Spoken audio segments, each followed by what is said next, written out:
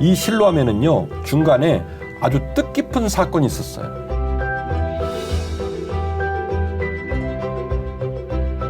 불같이 시련을 당하고 난 후 내가 순금되어 나올 것이다. 아멘.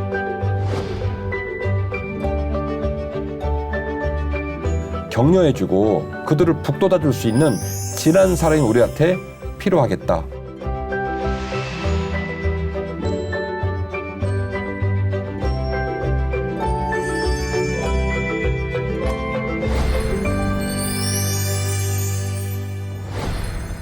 주인 씨 잘 지내셨죠? 네, 목사님 평안하셨어요? 네, 오늘은 여름 기운이 다 이제 넘어가고 이제 가을을 맞이하고 있는 중이고요. 한 해를 시작한 것이 엊그제 같은데 드디어 이제 열매를 생각하는 연말을 향해 나아가게 되었습니다. 덕유피가 계속 진행 중인데요. 우리 시청자들이 그 덕유피를 통해 많은 은혜 받고 계시고 또 50회차 즈음에 덕유피가 런칭이 됐는데 유튜브에 또 많은 분들이 이제 가입을 구독을 해주셔가지고 점점점 덕유피가 우리 신앙생활하는 성도들을 섬기고 또 그분들에게 더 깊은 믿음의 길을 보여주는 계기가 되어서 얼마나 감사한지 몰라요. 오늘도 주인 씨하고 더 깊고 행복하고 더 우리 마음을 뜨겁게 하는 귀한 얘기를 나누려고 합니다. 좋습니다. 오늘은 어떤 더 깊이 있는 주제를 갖고 오셨어요? 오늘은 찬양을 하나 준비를 했는데 옛날에처럼 우리 둘이 부르는 게 아니라 네. 볼 거예요. 아주 특이한 찬양이라 네. 찬양을 한번 보고 이야기를 나누려고 합니다. 같이 좋습니다. 보실까요?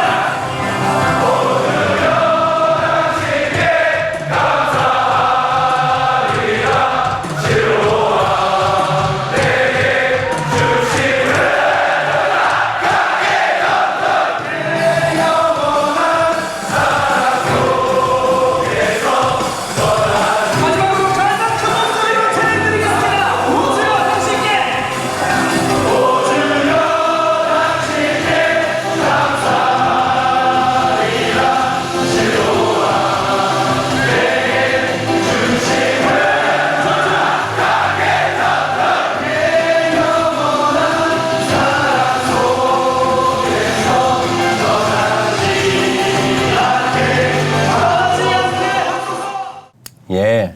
아니 뭐 거의 광기라고 표현할 정도로 열정을 뛰어넘은 그 어떤 뜨거운 게 느껴지네요. 전 세계에 이런 광경은 아마 없을 거예요. 없을 거예요. 그리고 우리가 알고 있는 많은 찬양들이 있는데 그 많은 찬양들 중에 소위 요즘 우리 한국교회에서 많은 사람에게 불려지고 영향력을 미치는 찬양들을 보면 외국에서 온 찬양이 좀 많이 있습니다. 네. 그런데 지금 이 논산훈련소에서 신병들이 지금 부르는 찬양이거든요. 네. 이 찬양 이름이 뭘까요? 실로암이요. 아우 잘하셨어요. 제가 사실 이 광경을 라이브로 봤었어요. 어머머. 20대 때 그때 봉사훈련 하느라고 논산훈련소를 갔었는데 아. 여기에서는 화면에서 전해지지 않는 그 소리의 진동이 있어요. 그렇지. 정말 다중이 다 같이 대중이 함께 부르니까 막 진짜 교회가 흔들리는 게 느껴지더라고요. 예, 이 정도로 이렇게 열정적으로 부를 수 있는 찬양이었구나라는 사실을 그날 제가 처음으로 깨달았습니다. 이 어마어마한 찬양이 외국곡 번안곡이 아닙니다. 아, 우리나라 찬양이에요? 예. 오. 80년대 고3의 나이로 네. 신학을 전공하겠다고 서원을 하고 나중에 목사님이 된 신상근 목사님.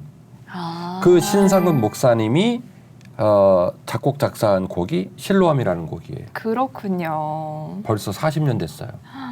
이 40년 오랜 세월이 지난 이 곡을 지금도 신병들이 논산훈련소에서 부르면서 왼발 그러면서 실로암의 은혜가 나한테 있으면 좋겠다 이렇게 네. 얘기를 하거든요.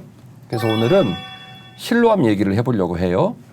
오늘 덕유피 주제는 제목은 나의 실로암.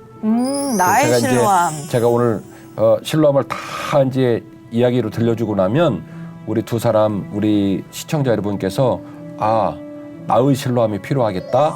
나의 실로암이라고 고백할 수 있는 은혜가 있으면 오늘 얘기 잘한 거예요. 네, 알겠습니다. 자,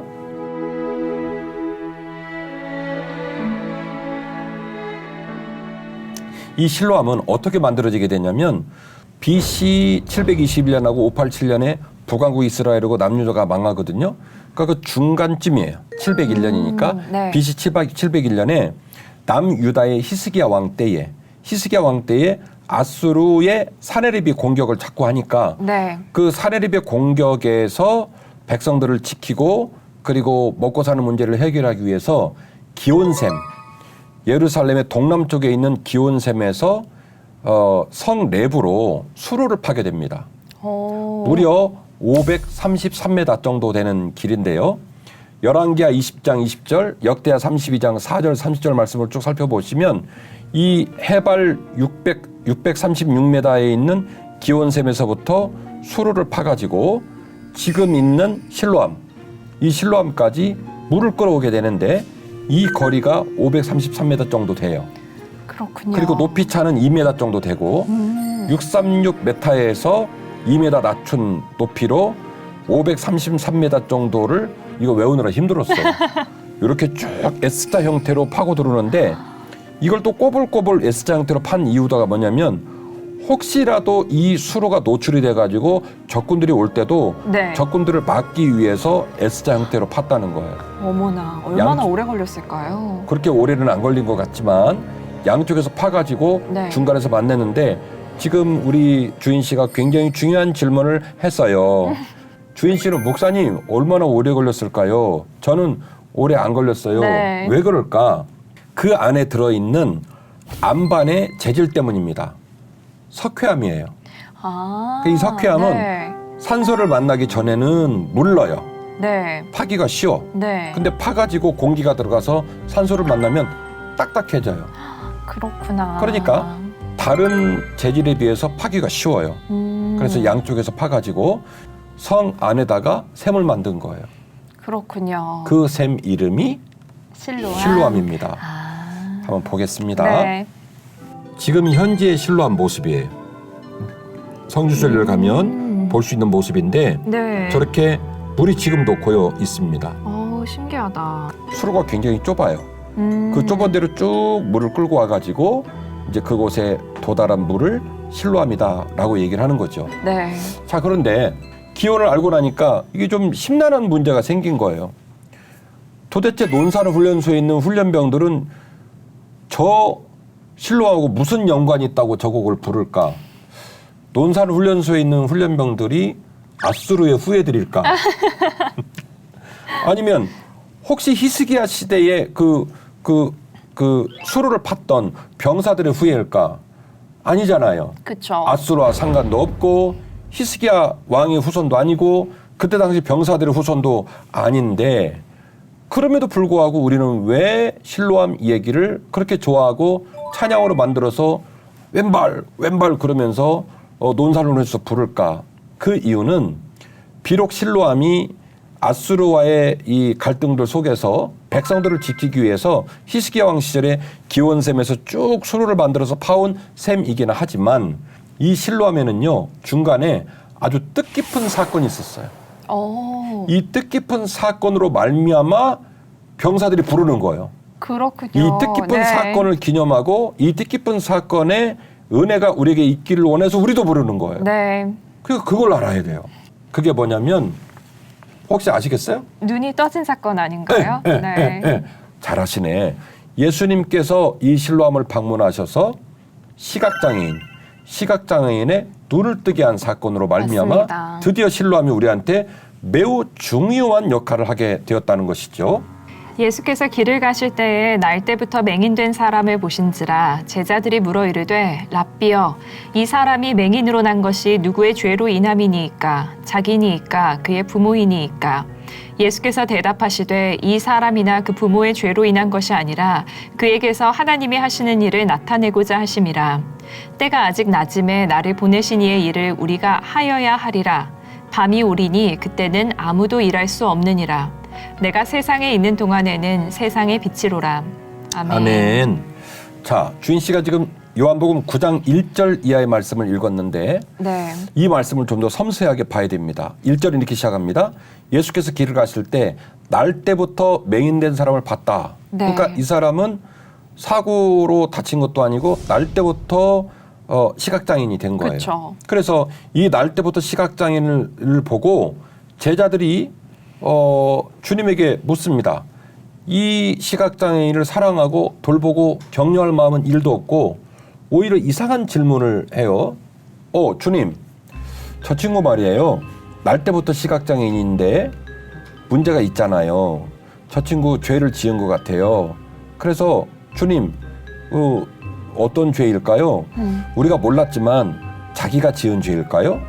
아니면 날 때부터 앞을 못 봤는데 날 때부터 앞을 못 보는 사람이 무슨 죄를 졌겠습니까? 그러면 혹시 부모님이 죄를 짓진 않았을까요? 네. 이렇게 얘기를 하는 거예요. 지금 우리 현대 사회의 눈으로 보면 되게 인권을 유린하는 폭력적인 언어가 나온 겁니다. 힘든 사람입니다. 시각장애인입니다. 그러면 비장애인이 더 도와줘야 할 상황이거든요. 그런데 어떻게 제자들이 이런 말을 했을까? 이 부분을 우리가 터치를 좀 해보려고 네. 해요. 그래서 우리 한국교회 성도들, 우리 한국교회 지도자들이 조금 더 장애인에 대한 관점들을 좀 더 확장시키고 새롭게 깨닫는 계기가 됐으면 좋겠다. 네. 자, 이런 차원의 오늘 메시지를 드리려고 하는 거예요. 자, 근데 목사님 좀 네. 궁금한 게 있는데요.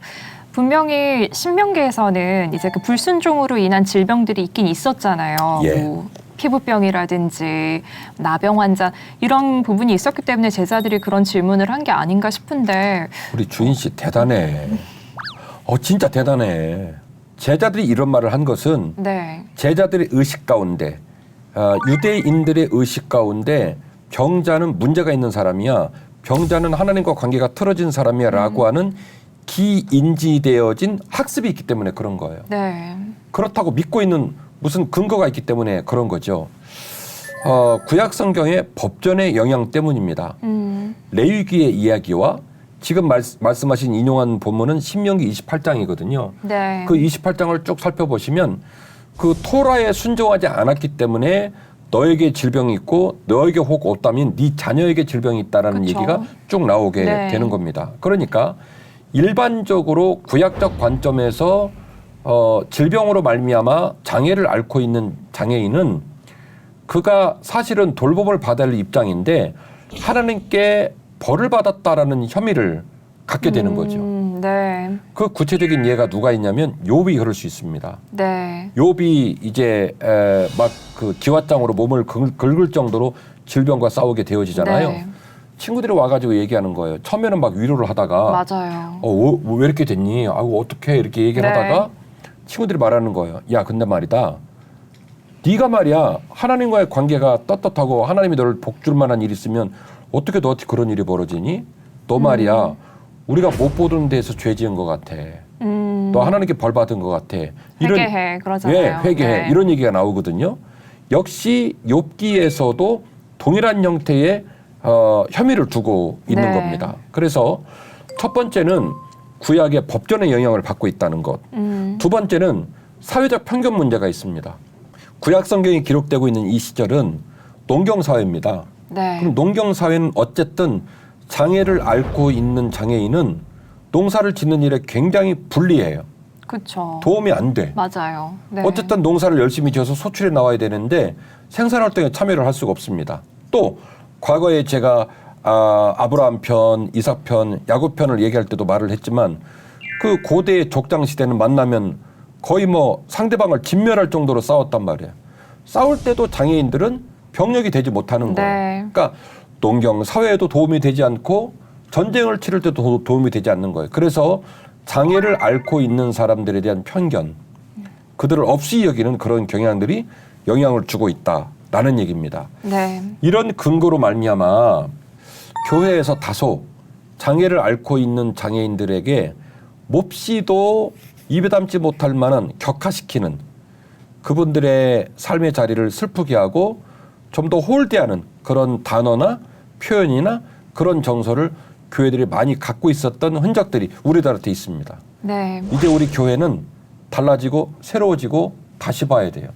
배경적인 얘기를 조금 더 들어가서 우리가 미처 못 봤던 얘기를 들려드릴 터이니 이 얘기를 듣고 나면 네. 주인 씨도 우리 시청자들로 깜놀 어머 세상에 내가 놓쳤구나 이런 깨달음의 포인트를 더 깊이 이야기권으로 제가 얘기를 해드릴 거예요. 네, 빨리 풀어주세요, 목사님. 자, 예를 하나 들겠습니다. 네.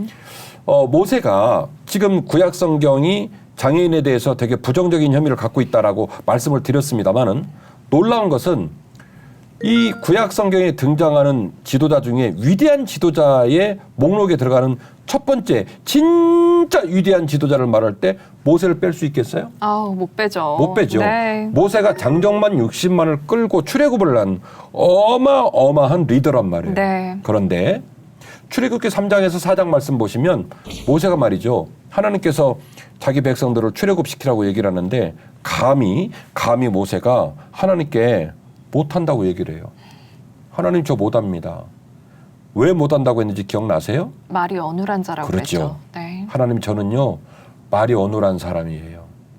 그래서 가만히 보면 우리가 이제 그런 상상을 하는 거예요. 어느 정도 어눌하기 때문에 저랬을까? 그렇게 얘기를 하니까 잘 알 수는 없어요. 그러나 3장에서 출애굽기 3장에서 4장 말씀을 보면 무려 5번이나 하나님께서 이 부르신 사명을 거절하는 이야기가 나옵니다. 네. 그러면 이 말은 모세 입장에서는 그냥 면피 형태로 말을 한 게 아니라 네. 자기 입장에서 굉장히 데미지를 받고 그것에 대하여 굉장히 눌림이 있었다라고 볼 수가 있겠지요. 저명한 신학자 베르나 한스 슈미트라는 분이 계신데 이 베르나 한스 슈미트가 이런 말을 했어요. 모세는 말에 서툴렀으며 공개적인 장소에서 연설하는 걸 매우 꺼려했다라고까지 해석을 해요. 그래서 이 슈미트 교수도 네. 모세가 말이 어눌한 것이 그저 그냥 말이 좀 어눌했대 이렇게 말할 수 있는 수준을 넘었다라고 해석을 하는 거예요. 심지어 이 모세의 입장을 좀 엿볼 수 있는 어떤 풍습이 하나 있는데요. 네. 우리나라에도 속담과 격언이 있듯이 유대 민족들에게도 유명한 속담이 하나 있습니다. 뭔가요? 이거 오늘 우리 시청자들 되게 놀라실 텐데 내 이 얘기를 해주는 게 너무 좀 막 너무 기쁜데요. 네. 보십시다. 이런 거예요. 하나님께서 모세에게 광야를 쭉 여행한 모세가 너무 귀하고 네. 고맙잖아요. 그래서 하나님이 모세한테 그랬대요. 모세야 참 고맙다. 네가 애써줘서 고맙다. 네가 열심히 해서 참 고맙다. 그래서 내가 너에게 보상을 할게. 너 말이야 어느 땅 주면 좋겠니? 그랬더니 네. 속담이니까 그냥 심각하게 듣지 마세요. 그랬더니 모세가 속으로는 캘리포니아를 주세요. 네. 하나님 저 캘리포니아가 갖고 싶어요. 라고 말을 하려고 했다는 거예요. 그런데 앞서 말씀드린 대로 이 한스 슈미트 교수가 말했듯이 이 말하는 걸 되게 어려워했다고 했잖아요. 그래서 캐 이랬더니 하나님이 듣다가 그냥 답답해가지고 야 알았어 내가 알아서 줄게. 그래서 캐나안을 줬다는 그래서 캐난. 캐나안.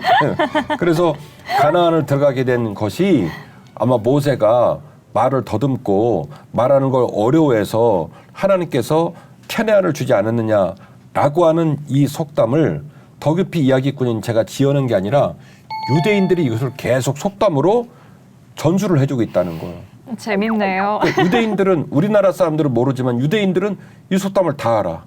이제 우스갯소리지만 그 말은 모세의 삶의 자리에 모세가 갖고 있던 그 장애에 대한 두려움, 그 장애로 말미암아 불편하게 생각했던 그 감정들이 속담에까지 스며져서 남아있더라는 얘기죠. 네. 그냥 흔히 들을 수 있는 얘기는 아니더라는 얘기입니다. 그리고 이사야 56장에 가면 이방인과 고자와 동행하는 얘기가 나와요. 그리고 미가서 4장에 가면 전원자와 동행하는 얘기가 나옵니다. 그리고 더 놀라운 얘기. 주인씨 무비보셋 아세요? 사울 왕의 손자. 네. 요나단의 아들. 요나단의 아들 맞아요. 그런데 이 요나단이 누구냐면 다윗에게 가장 사랑스러운 친구예요. 네. 근데 이 요나단이 아버지랑 같이 전쟁을 치르다 죽잖아요. 그러니까 다윗이 얼마나 마음이 아팠겠어요. 그런데 제가 아까 구약적 전통을 말씀드렸죠. 율법과 토라의 개념에서 장애를 앓은 사람 별로 안 좋아한다. 좋아하죠. 사회적 편견도 별로 안 좋아한다. 네. 그래서 많은 이스라엘 유대 민족들은 장애를 앓은 사람 별로 안 좋아한다. 그러니까 그렇게 따지면 무비보셋은 버림받아야 돼요. 다리를 절었죠. 장애를 이 앓게 아들이. 됐죠. 네. 그 어마어마한 전쟁을 치르면서 유모가 데리고 피신하다가 떨어뜨려 갖고 다리를 절게 되거든요. 그런데 다윗이 어마어마한 조치를 내립니다. 무비보셋을 자신의 식탁에 앉혀요. 고대 사회에 왕의 식탁에 참여하게 되면 지금 우리 사회로 말하면 이미 임명장을 받은 것과 진배 없는 권리와 권한이 주어져요.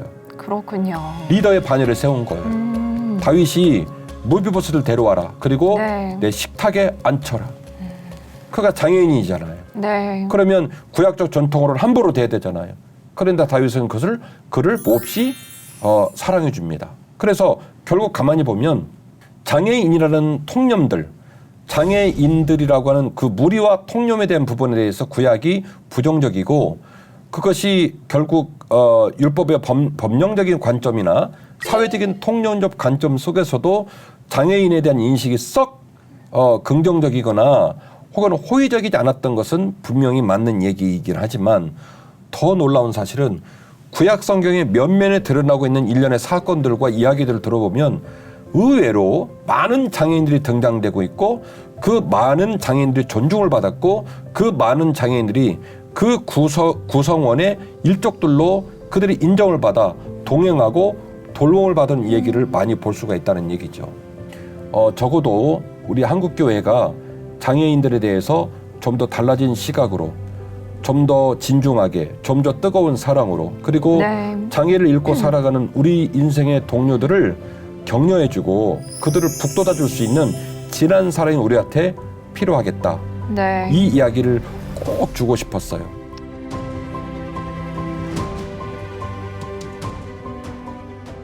제가 지금 실로암 얘기를 하면서 굳이 느닷없이 이 장애인 얘기가 나온 것은 실로암의 시각장애인을 본 안타까운 얘기지만 제자들이 그를 돌보거나 그를 치료할 생각보다는 그를 정죄하는 언어가 먼저 나왔기 때문이에요.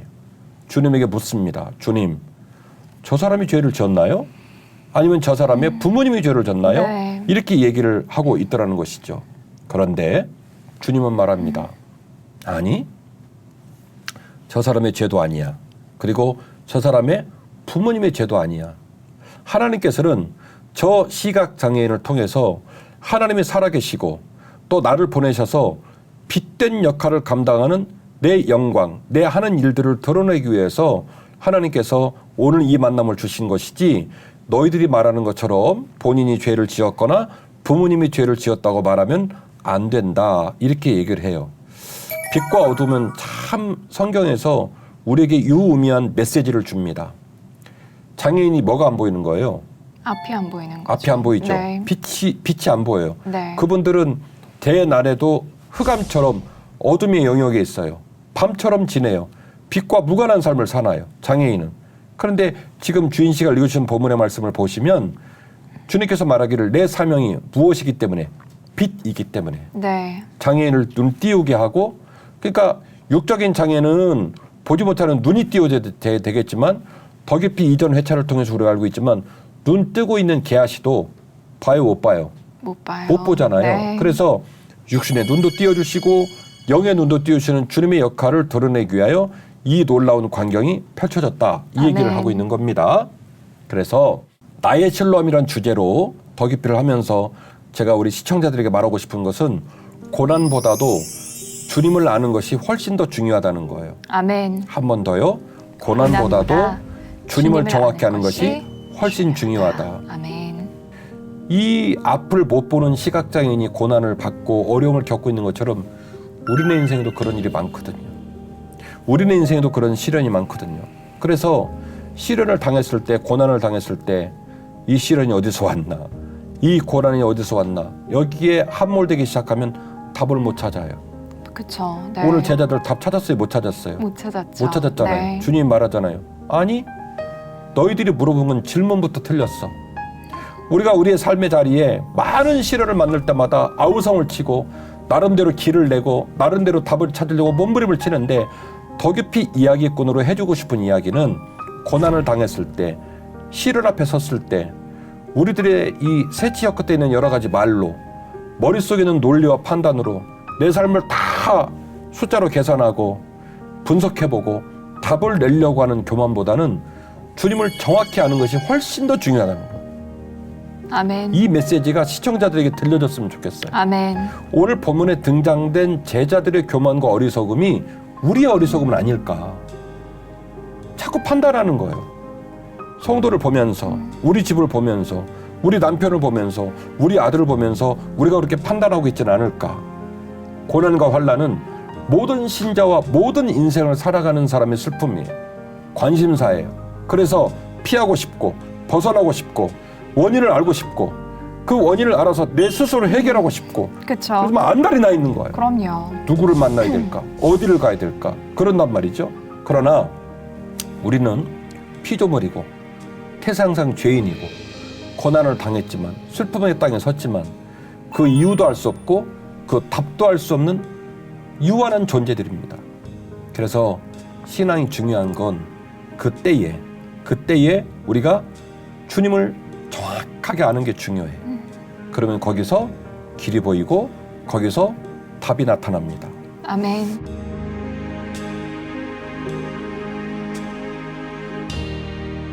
오늘 이제 제가 우리 시청자들에게 들려주고 싶은 얘기는 결국 이 실로암이라는 단어가 확장되어야 할 필요가 있다는 거예요. 네. 첫 번째는 아수르와의 전쟁 속에서 히스기야 왕 시절에 기온샘에서 성내로 물을 끌어들어와서 전쟁을 방비하기 위한 실로암 역할을 했다면 네. 요한복음 9장으로 넘어와서 이 실로암이 주님의 방문으로 말미암아 이 실로암에서 시각장애인을 고쳐주는 사건을 통해서 그 실로암의 의미가 한 번 더 확장됐다면 네. 이제 이 말씀을 새롭게 읽는 우리들의 모습을 통해서 도대체 논산 훈련소에서 왼발 하면서 병사들이 부르는 실로암 그 외쳐 부르는 그 말이 뭐냐면 우리 힘들었어요. 네. 우리 초코파이라도 주세요. 우리는 위로가 필요해요. 라고 이렇게 찬양을 부르며 오늘의 신을 이기기를 원하는 그들의 찬양이 바라는 것처럼 우리들의 삶 속에서도 이 실로암이 좀 확장될 필요가 있겠다라는 얘기예요. 네. 자, 이사야 8장 6절에 나오는 이 기온샘에서 끌어오는 실로암의 히브리 이 언어를 보면 샬라흐라는 말이에요. 샬라흐. 영어로 말하면 to send. 보냄을 받았다라는 네. 말이에요. 맞는 말이죠. 왜냐하면 도저히 성내로 물이 들어올 수 없는데 해발 636m 있는 기온샘의 물이 어디로? 성내로 샬라흐 보냄을 네, 받았다라는 그러네요. 말이니까 네. 딱 맞는 말이에요. 네. 그리고 이 이야기가 신약으로 넘어오면 헬라어로 실로암으로 읽을 수가 있을 텐데요. 그렇구나. 결국 네. 보냄을 받았다라는 말, 그 말은 기온샘에서 실로암으로 물이 왔다라는 말이지만 결국 주 예수 그리스도께서 하나님으로부터 우리를 살리기 위해 울고 있고 깨져 있고 네. 낙심하고 부모님 죄인지 자기 죄인지 몰라서 끙끙 앓고 있고 길을 찾지 못하는 우리들에게 하나님께서 우리를 구원하고 소망 주시기 위해 누구를? 예수 그리스도를 보냄을 받았다라는 말로 아멘. 확장될 필요가 있다라는 얘기예요. 코로나19가 터져가지고 어떤 사람은 2년 6개월이다 뭐 얘기하는데 이제는 그 말도 무색한 게 안 끝나. 맞아요. 변이 바이러스가 예. 계속해서 나오고 있습니다. 끝날 듯 하면서 안 끝나가지고 이 일로 말미암아 전 세계가 어려움을 겪고 있습니다. 네. 이 와중에 푸틴은 전쟁을 일으켜서 우크라이나 그렇게 힘든 시간을 보내고 있고 주식은 급락을 하고 그리고 세계 경제는 계속 인플레이션이 일어나고 있고 네. 그래서 다들 너무너무 힘든 시간을 보내고 있습니다. 그리고 과거를 보면 6.25 동란처럼 동족과 동족이 싸워서 국가적으로 수많은 시민들이 느닷없이 불구덩이에 들어가가지고 어려움을 겪었던 그런 일들도 있습니다. 우리의 부모님, 우리의 자녀는 축복이어야 됩니다. 감사해야 됩니다. 그런데 어떤 집은 자녀 때문에 피눈물을 흘리고 어떤 집은 부모님 때문에 아이들이 너무너무 상처를 받는 일들이 많아요. 인생을 살아다가 만나는 형제, 배우자, 자녀, 지인들을 통해서 우리가 감사하고 영광 올려드려야 되는데 그 일로 너무너무 아프고 쓰라린 아픔을 겪어서 우는 날이 너무나 많더라는 거예요. 사는 것 자체가 버겁고 산다는 것 자체가 너무너무 우울하고 고통스러울 때가 너무나 많아요. 그래서 사람은 아마 그런 것 같아요. 고난을 다 알고 싶고 고난을 지배하고 싶고 고난을 통제해서 그 고난과 무관한 삶을 살고 싶다라고 하는 열망이 아마 다 있는 것 같아요. 인간의 끝없는 욕심과 교만은 자기가 주인공이 되어서 자기의 의지만을 통해 유의미한 인생을 살고 싶어하는 그런 욕구가 아마도 많이 있는 것 같습니다. 그런데요, 인간은 그 모든 고난을 분석하고 해결하고 그것에 답을 낼 수 있는 존재는 아닙니다. 네. 그러니까 주님이 말하기를 너의 관심사를 옮기라는 거예요. 고난에 포커스를 두고 있는 관심사. 희련과 싸우고 있는 그 시각장애인을 가슴 아프게 하는 말로 그 사람에게 함몰된 너의 관심사를 어디로? 주님에게로. 주님에게로 옮기는 게 훨씬 낫다는 거예요. 왜냐? 인간의 삶은 고난의 지배자가 될 수가 없기 때문에 그렇습니다. 고난당한 것이 내게 유익이라. 이로 말미암아 내가 주의 율례들을 배우게 되었나이다. 주의 입의 법이 내게는 천천 금은보다 좋으니이다. 아멘. 아멘. 시편 119편은 말합니다. 우리가 고난당하는 삶을 통해 하나님 말씀을 더 깊이 깨닫고 더 묵상하는 계기가 됐다는 거예요. 그래서 인간은 죄인이고 인간은 무기력한 존재이기 때문에 부지불식간에 죄를 짓기도 하고 의식간에 죄를 짓기도 하고 셋째 겉으로는 그렇게 안 하겠다고 해놓고 또 죄인의 자리에 설 때가 많습니다. 네. 그래서 시편 기자는 말합니다. 내가 고난당한 것이 때로는 유익이 되더라. 그 고난을 통하여 주의 율례를 배우게 되었고 그 고난을 통해서 주님의 말을 내 입술에 담게 되었으니 얼마나 그 고난이 유익한지 모르더라 라고 네. 얘기를 하더라는 거예요. 형제들아 주의 이름으로 말한 선지자들을 고난과 오래 참음의 본으로 삼으라. 보라 인내하는 자를 우리가 복되다 하나니 너희가 욥의 인내를 들었고 주께서 주신 결말을 보았거니와 주는 가장 자비하시고 긍휼히 여기시는 이시니라. 아멘. 이어지는 말씀 야고보서 5장은 말합니다. 형제들아 너희들이 그렇게 좋아하는 인생의 선배들, 신앙의 선배들, 너희들이 그렇게 외우고 다니는 그 선배들을 볼 때 그 선배들에게서 가져와야 될 가장 중요한 포인트, 컨셉이 있는데 그들을 고난의 모델로 보라는 거예요. 얼마나 성공했느냐, 그가 왕이었느냐, 총리였느냐 이런 데 관심을 두지 말고 너희들이 좋아하고 입으로 전달해주는 그 믿음의 선배들의 이야기, 그 믿음의 선지자들의 이야기에서 중요하게 가져와야 될 포인트가 하나 있는데 중점 사안인데 그게 뭐냐면 그들을 고난의 모델로 삼으라는 거예요. 아멘. 그들이 그들에게 당한 고난을 통하여 인내를 만들어내고 그 고난을 통과하여 하나님과 더 깊어지고 주님의 백성들 됐다는 사실들을 생각하면서 고난의 모델로 삼으라. 그리고 그 고난의 모델 가운데 욥이라는 인물을 등장을 시킵니다. 나를 왜 안 만나주시니 나는 알 수가 없지만 그러나 나의 가는 길을 그가 아시나니 내가 불같이 시련을 당하고 난 후 내가 순금되어 나올 것이다. 아멘. 그가 나를 단련하셔서 내가 불같이 시련을 당한 이후에는 오히려 순금되어 나올 것이다. 아멘. 이게 욥으로부터 배워야 될 중요한 신앙의 모범이에요. 그러니까 욥은 포인트를 어디에 뒀냐면 고난에 둔 게 아니라 하나님께 둔 거예요. 친구들을 어디에 뒀어요? 고난에 둔 거예요. 네. 너 이 고난이 왜 왔니?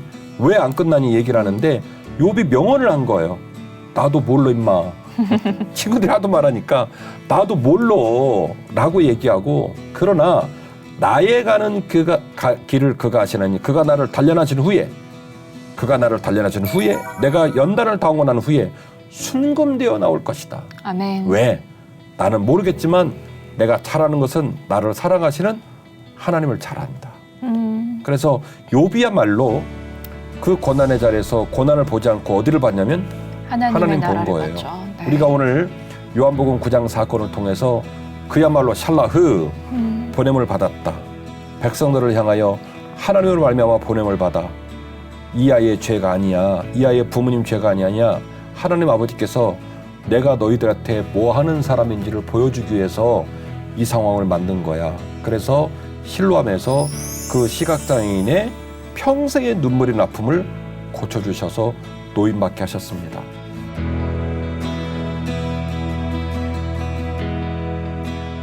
저는 오늘 실로암의 그 의미가 확장되는 시간이었으면 좋겠다고 목사님께서 말씀하셨잖아요. 네. 근데 정말 제 안에서 실로암이 확장이 된 것을 느꼈습니다. 그리고 정말 예수님께서 그런 말씀을 하셨잖아요. 도적들은 이제 도적질하고 죽이고 또 파괴하려고 오지만 나는 양들을 먹이고 또 더 풍성하게 하기 예. 위해서 왔다고 하셨는데 정말 그 말씀 그대로 우리가 고난에 집중을 하고 고난을 묵상하다 보면은 나 도대체 어디서부터 잘못된 거지? 맞아. 그 빠지게 되잖아요. 예. 딱 그 수렁에 빠져서 나오기가 매우 힘들어지는데 계속 침몰되는 거예요. 네, 맞아요. 그런데 그때 예수님께서 하신 말씀이 아니야. 하나님 나라의 일을 드러내기 위해서 온 거야. 맞아요. 나의 선함에 나한테 집중을 해. 그 욥도 결국에는 하나님께서 풀무불로 이렇게 연단을 한 후에 내가 정금과 같이 나올 것이다. 하나님께 집중을 했을 때 이 수렁에서 나오게 됐잖아요. 맞아요. 그래서 정말 하나님께서 우리가 다 모든 고난을 이해할 수는 없지만 어찌 되었든 그 고난 후에는 내가 정금과 같이 나오겠구나. 그리고 하나님께서 이루시겠구나. 그래서 저는 아까 그런 말씀을 하셨잖아요, 목사님께서 우리가 영의 안도 이제 영안도 열려야 한다. 네. 근데 그때 말씀해 주실 때 제가 한 간증이 생각이 났는데 미국에서 알게 된 분이셨는데 이분은 사탄 숭배자였어요. 어머머머. 그래서 사탄 교회를 다니는 분이셨는데 신기하게도 이제 교회를 공격하려고 저주하려고 왔는데 기도 모임에 들어갔는데 그 방은 이제 좀 이렇게 어두컴컴했었나 봐요. 기도하는 공간이니까 이제 불을 끄고 예. 이제 몇몇 성도분들이 모여서 기도를 하고 있는 분명히 불을 끈 방이었는데 기도가 시작되고 난 후에 눈이 너무 밝아서 눈을 못 뜨겠더래요. 그래서 그게 결국에는 예수 그리스도 빛 대신 예수 그리스도를 그 자리에서 만난 거였죠. 그래요. 그래서 그 후에 이제 예수님을 만난 후에 이제 삶이 변화됐다고 간증을 하셨는데 우리가 눈뜬 자가 다 눈뜬 자가 아니구나. 그래서 나의 안에서도 내 영안이 뜨여야겠구나. 맞아요. 그래서 우리가 진짜 갖고 있는 장애가 무엇인지 그것을 좀 더 생각을 해봐야겠구나라고 생각을 했습니다. 구약 성경이 율법의 범주로 봐도 그렇고 또 사회적인 통용으로 봐도 그렇고 장애인에 관하여 부정적인 느낌들로 이야기를 하고 있는 건 맞지만 의외로 구약의 면면에서 수많은 장애인들이 활동하고 있고 존중받고 있고 함께 동행했다는 얘기를 생각하면서 우리 시청자들이 이제 그레이드업 오늘 이 더 깊이를 시청하고 난 이후로는 우리 인생에 만나는 장애인들에 대해 좀 더 진중하고 또 따뜻하고 그리고 예의 바른 모습으로 함께 동행하는 모습이 열렸으면 좋겠습니다. 예수님의 마음으로 다가갔으면 좋겠어요. 아멘이요. 예수님처럼요. 네. 오늘 또 함께 해주셔서 감사해요. 감사합니다. 다음 주에 기쁘게 만납시다. 네. 고마워요.